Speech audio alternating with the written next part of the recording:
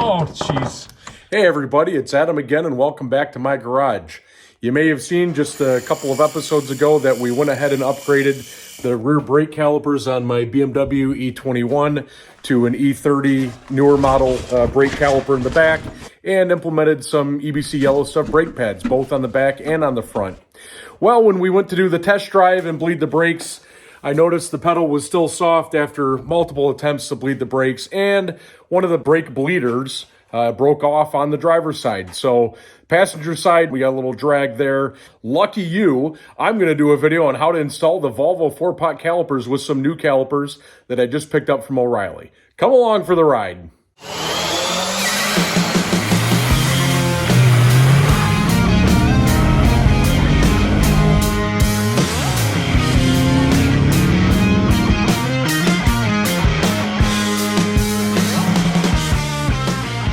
So just in time, we had a couple of new parts arrive, and right here we've got, actually this will be a future project. I'm going to go ahead and repair the passenger door handle on my Yukon, so that's not relevant to this video.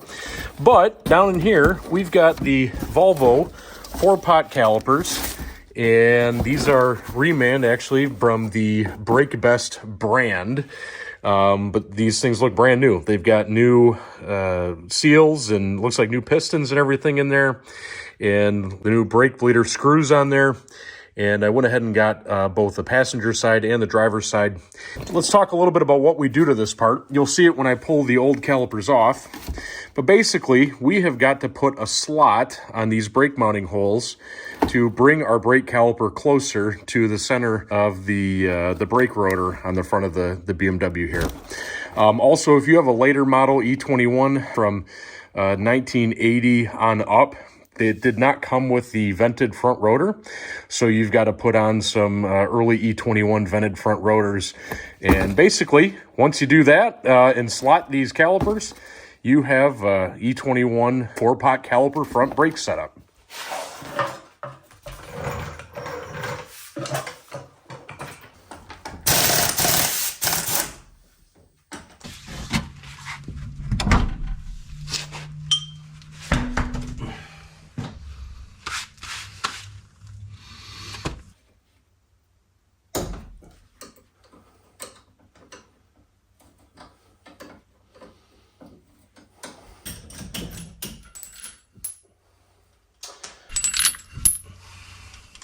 All right, let's take this over to the workbench and I'll show you what we're going to do to convert those new calipers to these to the configuration we've got here. In the meantime, because I never throw anything out, I've got my old E21 front caliper here from 15 years ago. I'm just going to screw this guy into here and hope that it screws in there. If it doesn't, then I guess I'm just going to have to let this leak out. I want to do a little loss prevention here so I'm not just leaking brake fluid all over my garage. And yeah, well, you know what? Maybe it's not the right fitting on here. It's been long enough that I haven't worked on these brake calipers in a while. And we'll just see how it does, just kind of hanging there like that. All right, time is a waste in here. So make sure we got the right one here. Yep, so this is our driver's side caliper. As you can see on what we pulled off there, we've got slotted holes here, and we're gonna go ahead and slot these holes coming in here. Another thing you'll notice is this has two input ports on here compared to the one on the stock E21. So I had to buy a T basically to take the hard line that mounts up to the strut in the vehicle, and then I teed off to do basically a T out to there. Really has worked fine for 15 years for me. But obviously, you know, with this bleeder screw broke off on the inside here, I can't get all the fluid out of there. I can't get all the old fluid out of this side of it. So, you know, maybe I'll save these to rebuild them later. But at the end of the day, I don't have time for that right now. So we're going to go ahead and upgrade these guys right now. What I used for drilling this out, and I found this was the easiest after using grinding stones and everything in there for hours before when I did this back in 2008. I managed to buy this bit here over at Granger, and this thing just hogs that material right away perfectly. Basically what we're going to do is we're going to hog the material away as far as we can to get this guy moved as closely as possible. It still leaves just a little bit left that is uncovered by the rotor and the pad here. The pad still does not get all the way down there.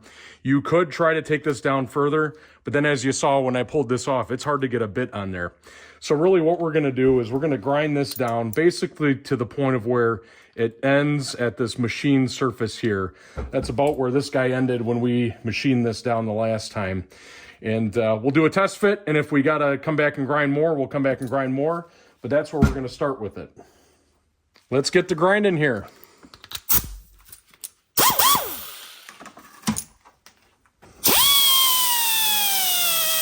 Okay, so we've got the slots done on both sides here.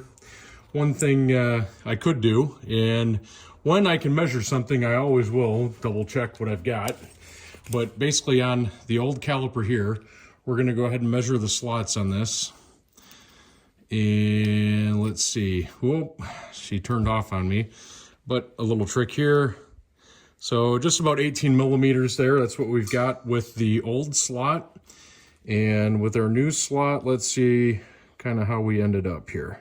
Oh, look at that, 803 whatever. But we'll do this again, 17.83. So we're just a little bit less than what we had on the old one. And I would say I'm gonna target probably 18 millimeters. But 17.86, that's close enough for now. And we're gonna go ahead and clean this part off, load it up with the brake pads, and then do a little test fit.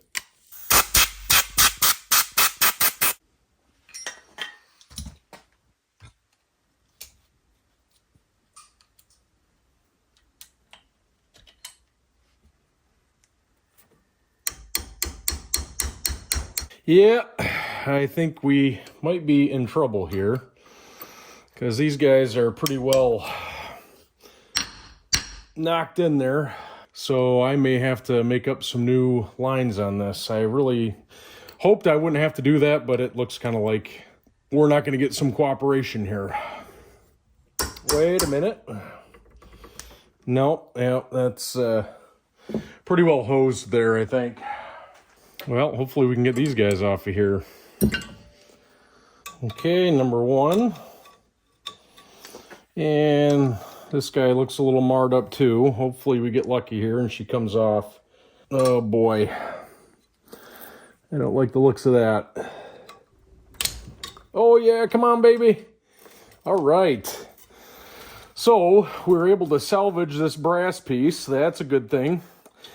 And I guess I'm gonna have to do some digging around the barn here to see if I have some extra brake line that I can remake these little guys here. So at least we got that off of there. Before we get into this, let's go ahead and do a test fit on here and see how everything lines up. Before we test fit these, something to note as well. These washers originally came from the caliper mounting bolts that I had on the E21.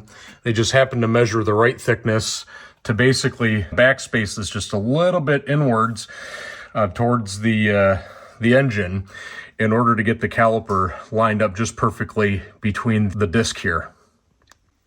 Let's go ahead and get a little test fit. So you got to put this washer in between here, just enough to space that guy out a little bit. And then you put your caliper mounting bolt through here. Oh yeah, or you could put this on here first, like a normal human being. And let's get this guy, come on here, buddy.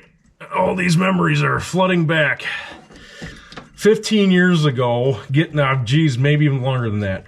I think it was probably 15 years ago. It's when I did the M42, which would have been early 2008. And I upgraded the brakes and did the ground control coilovers at the same time. And, you know, here we are, and 15 years later, doing the job again. And I think I did it right the first time. I think it's just a matter of the other calipers getting old on me. And eventually, I mean, after 15 years and whatever kind of brake fluid I had flowing through there, They were bound up just like any other caliper would.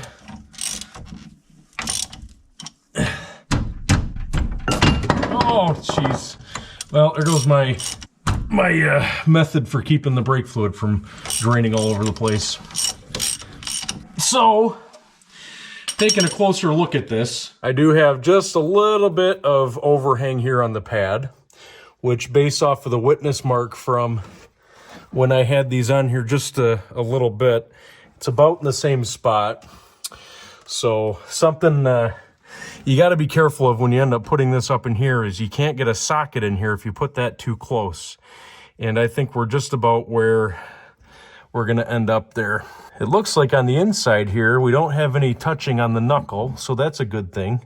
I thought I remember seeing interference on that before.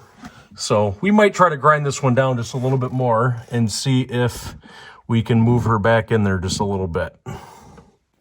Okay, so just now, you heard it here first, folks, I decided I'm going to stick with the 17.8, basically 18 millimeters of elongation on the mounting surface, because if I look down in here where that knuckle comes out, the pad actually could get pretty close to that that knuckle there where the mount comes up on the brake here, and the pad is very, very close to that. So if I take too much more material away and this guy gets closer to the mounting bolts themselves, I could potentially have the pad hang up on there. So we're going to leave it at this, live with a little bit of overhang. We had it like that for 15 years and many, many autocrosses and some track days. And we're going to get some new lines made up for this side and we'll be good to go on this side. So I had to run to the auto parts store and pick up the right fittings.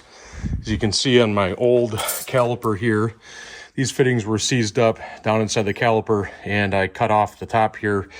Try to salvage those. Looked around in all my fittings that I have from other brake jobs I've done in the past and I couldn't find any that would work. But had to run to the store, grab some of these. Let's show you what we did on the driver's side here. Just about done with the driver's side. So we had to bend some new lines down from my T here and then into the two ports there. And basically we're going to go ahead and get these tightened up here. And we're going to start gravity bleeding this side just to get this caliper filled up. Then we're going to switch over to the passenger side.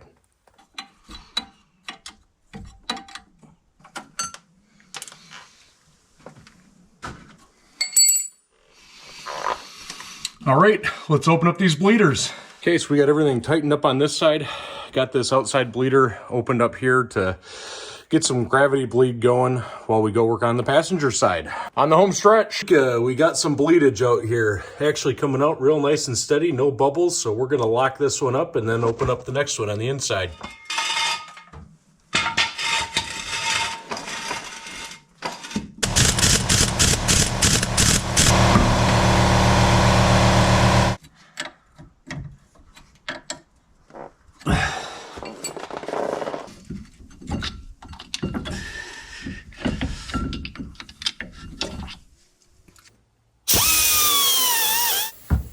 All right, we got this caliper loaded up. Let's go get her mounted up and call it a night.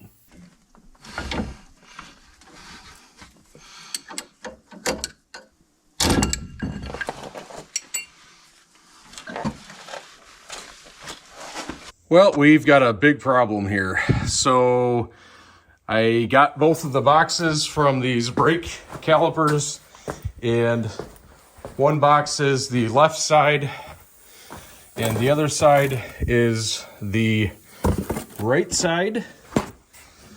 And they gave me two driver's side calipers. And lucky me, I already modified this one.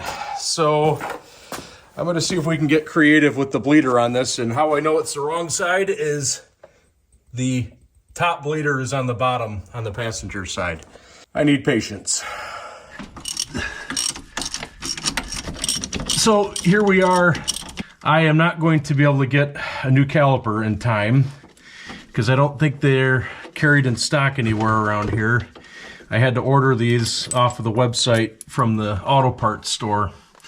So what I'm gonna do is I'm gonna remove this caliper off of the car, but I'm gonna leave all the hydraulics hooked up. And I'm going to try to orient the brake bleeders in a way that they'll bleed out for me the way I want them to. Well, we got some fluid coming out over here. What I did is I obviously disconnected the caliper, and I'm going to try to gravity bleed it. As long as your caliper is below where your master cylinder is, you ought to be able to get some gravity bleed. So at least this outer piston here I'm able to get. We're going to try this guy next, and then we're going to do the supposed to be the top one next. Well, the impromptu bleed job didn't work flipping the caliper over, so I got to find a way to get a caliper here either tomorrow or Monday. And Monday is Memorial Day, so probably not going to get it Monday. Wish me luck.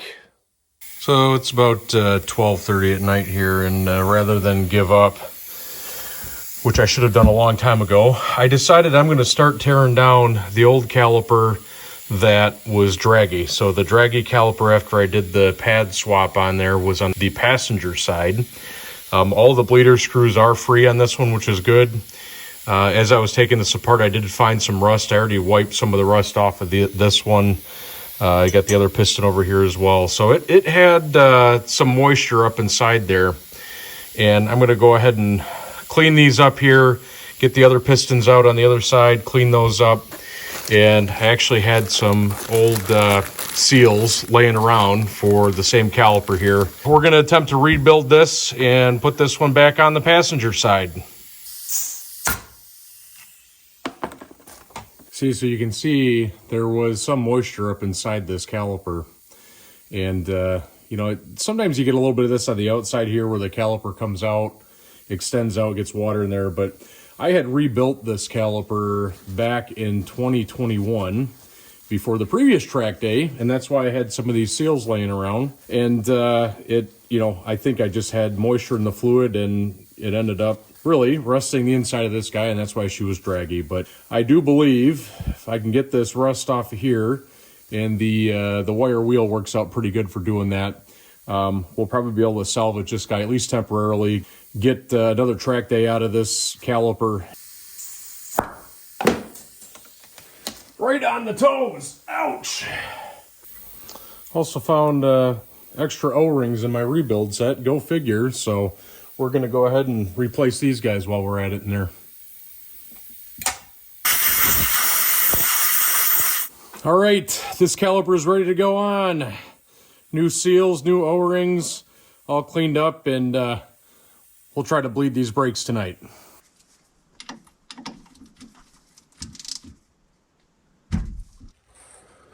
All right, let's go ahead and pump her up here, get the brake pads contacting the rotors. She's pumping up a lot there, so yeah. Well, here we go. We're getting a little bit of pressure now. I do have some bubbling going on in the master cylinder here, so I'm wondering if I'm going to have to do a bench bleed on the old master cylinder too. That's interesting. Well, I gravity bled every corner again. I took the rear wheels off and did the rears again too. Looks like we got all the bubbles out of the line. Still a little bit of sponginess in the pedal, but not too bad actually. It's about where it was back before I did the brake job here. But I think we're gonna call that a night here and see. Well, let's see here. Yeah, see, it's a little vacuum assist there still, but I mean, I'm getting about probably 1.5 inches of pedal, and it stiffens up pretty good. So we'll see how this goes. I take it for a test drive maybe tomorrow, but probably I'll wait till the night before the track day, which is only about 3 days away. I think we're good for the night, and we're going to call it a night.